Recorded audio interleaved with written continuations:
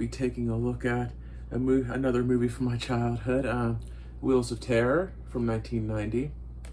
And before I get into the notes of the description I have about the movie, the wiki notes I have up on the screen, I just wanted to give a little bit of a disclaimer and a warning ahead of time. This movie does have a few sensitive subjects in it, like kidnapping, molestation, and murder. I don't approve or condone any of that, and it's my opinion that anyone who would ever do anything like that deserves everything they get within the bounds of the law or otherwise. But this is just a movie I seen when I was a real little kid myself, sitting in front of the TV watching the UPN network, and it just left a lasting impression on me from my childhood. And back then as kids, or at least myself, I really didn't get the gravity and the depth of all of that. To me back then, as a kid myself, it was just, I just seen it as a movie about a ghost car taking kids, and that's why I think it scared me so much as a kid myself, like I said, and it just stuck with me. And also, if you haven't seen the movie, or if it's been a while since you've seen it, you may want to go ahead and stop here, because there are going to be a few spoilers in here. But other than that, I just wanted to go ahead and give a little disclaimer and warning in the beginning about that, and spoiler warning. But other than that, let's go ahead and get right into the review. And I'll start by going ahead and reading the wiki notes I have up on the screen here. Wheels of Terror, also known as Terror in Copper Valley, is a 1990 American made-for-television thriller film directed by Christopher Kane and starring Joanna Cassidy and Marcy Leeds. The film originally debuted on the USA Network in 1990. The plot concerns the unseen driver of a primary gray Dodge Charger, consisting of mixed years makes 1971 and 1974, kidnapping, molesting, and sometimes murdering young girls around the fictional locale of Copper Valley, Arizona, and a bus driver who chases the car after it kidnaps her daughter, played by Marcy Leeds. Marcy Leeds was nominated for a Young Artist Award for Best Young Actress in a cable special. If memory serves me right, this was a made-for-TV movie back in the day. And yeah, like I said, I just remember being a real little kid myself, sitting in front of the TV. And I believe back then I seen it on the UPN network, if I'm not mistaken. Or it might have been USA back then. For anyone who doesn't know, UPN network was, in my opinion, a really good channel back then, and it stood for United Paramount Network, if memory serves me right. That station is no longer around, and if I'm not mistaken, the CW44 is on the channel that it used to be on now. Like I said again, if I'm not mistaken. But yeah, this movie just left a lasting impression on me from when I was a little kid. And back then, like I said, I just thought it was about a ghost car grabbing other kids, and I think that's, like I said, why it scared me so much. I searched and looked online. I couldn't find any DVD releases of this movie, let alone Blu-ray. I can only hope that a boutique label like Vinegar Syndrome will pick this title up at some point and give it the release it deserves, with a nice slipcover and stuff. As you can see, it's on VHS here. I managed to find this copy on eBay. The guy wanted a little more than I paid for it, but I was able to make a best offer and negotiate back and forth and get it for a little more. I believe it came from his personal collection, because it's in really good condition, like new even. And I believe in the description he said they only watched it once and kept it around. It's in really good condition. It's just in a big box here. There's a shot of the back, the slipcover, the front, side, hands in the way. It's the other side, and the top. Go ahead and take it out. It's just a cover. There's the VHS itself, top, back. Now, if you are looking to buy VHSs on eBay, I do want to say this: be very, very careful, because unlike DVDs and Blu-rays, VHS, the tape itself can get mold on it. So just ask questions if you're interested in any on eBay, and make sure they have pictures of the tape itself, because you can usually see the mold on the tape if it's an older one, and especially if the outer sleeve, like this VHS's sleeve, is damaged or looks like it may have water damage or something, and there's no pictures of the tape itself, like pictures of the front of the VHS like this. Make sure you send a message to the seller and ask them if you could see a picture of the VHS itself outside of the sleeve. Like, I've had to do that myself before in different VHSs I was looking to buy off eBay, just to make sure that there was no mold or anything on it. And most of the sellers I contacted were nice enough and courteous enough to send pictures. But yeah, just be careful if you're looking to buy VHSs, especially really older ones off of eBay. This one is practically like new. Oh, one other thing, when I got it, it wasn't rewound. Back in the day, you actually had to rewind VHSs.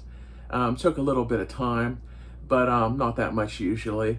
And it also reminded me of the old Blockbuster slogan, or the stickers they used to have on their VHSs, if I'm not mistaken, that said, "Be kind, please rewind," or something like that. Just reminded me of that stuff. A little bit of nostalgia. And it wasn't that big of a deal. I just thought I'd mention it. It's just so long since last time. It's just been so long since the last time I watched a VHS. It only took about a minute or so, but I was sitting there waiting for it to rewind, and it was just bringing back a lot of memories of growing up watching VHSs and stuff. And DVDs and Blu-rays may have better picture quality, and they may be a better format, but there's just something about watching an old VHS and all of its grainy goodness. Not sure what the right word would be. Just something, I guess, magical about watching an old VHS from back in the day. Not sure what the right word would be.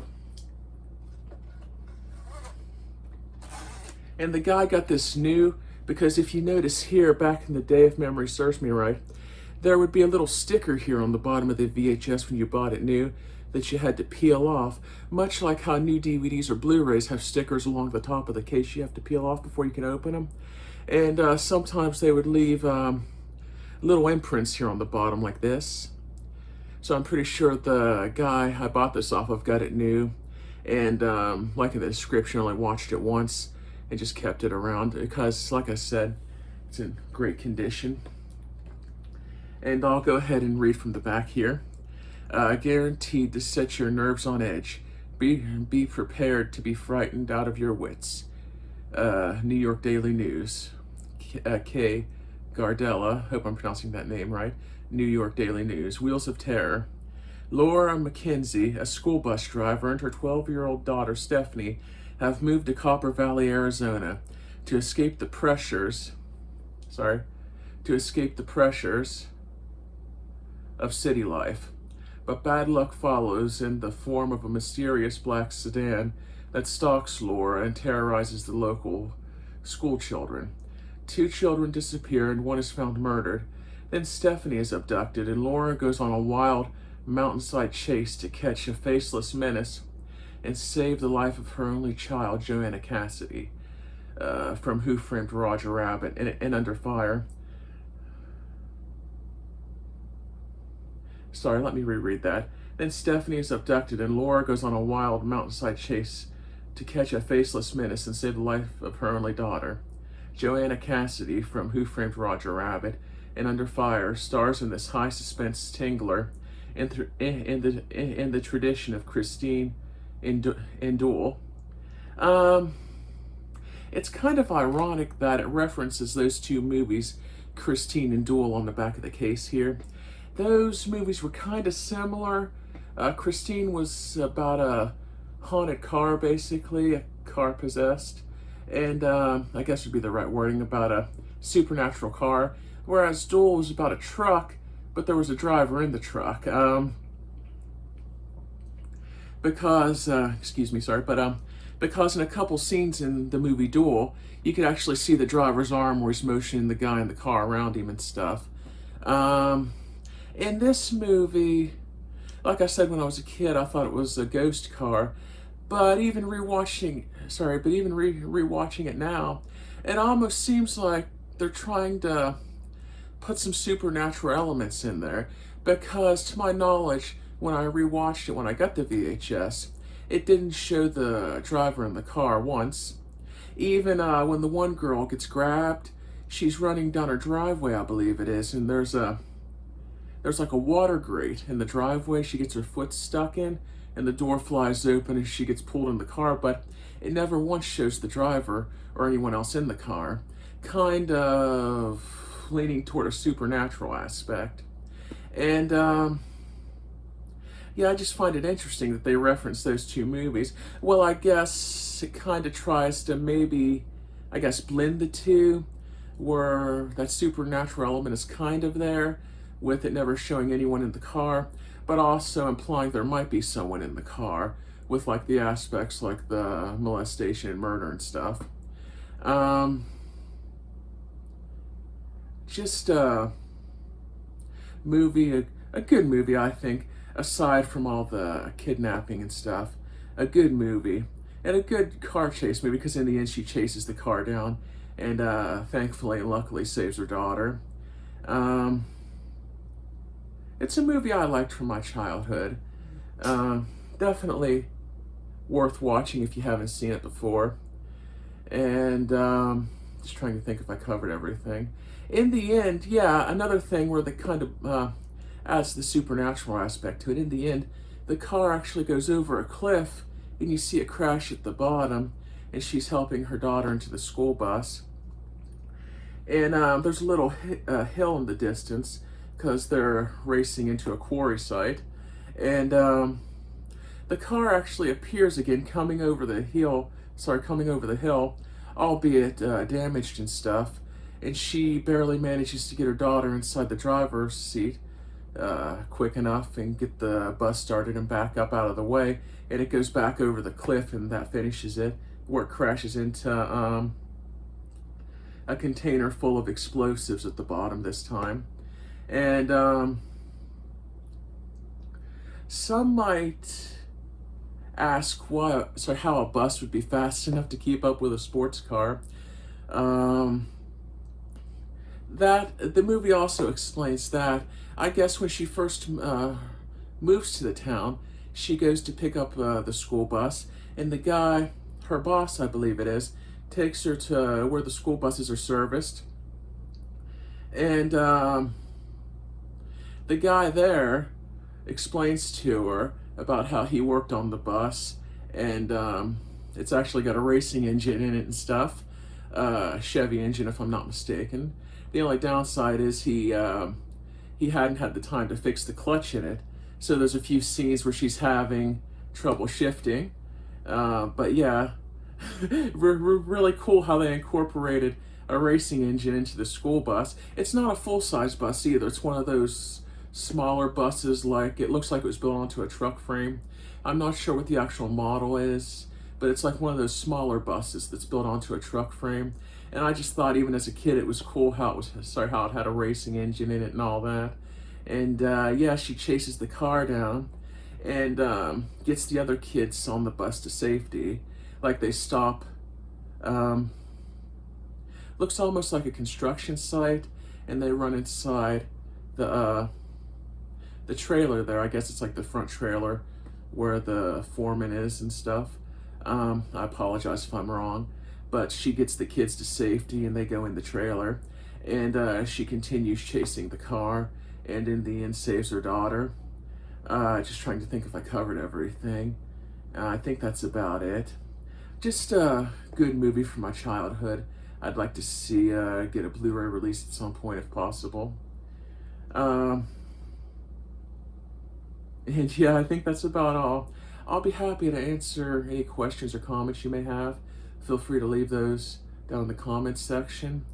I thank you for watching, These videos can be found either on this channel, Guillotine Cinema, or on our other channel, Eccentric Broadcasting. Again, I thank you guys for watching. I hope you enjoyed the review. And as it says on the front of the VHS case, evil waits with the motor running. Thank you for watching. Bye-bye.